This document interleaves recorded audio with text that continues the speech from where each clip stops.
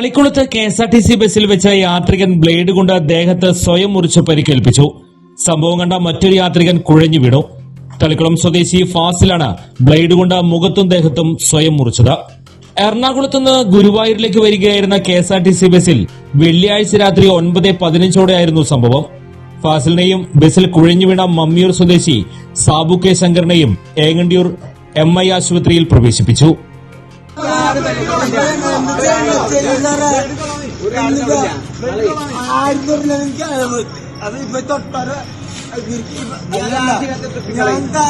public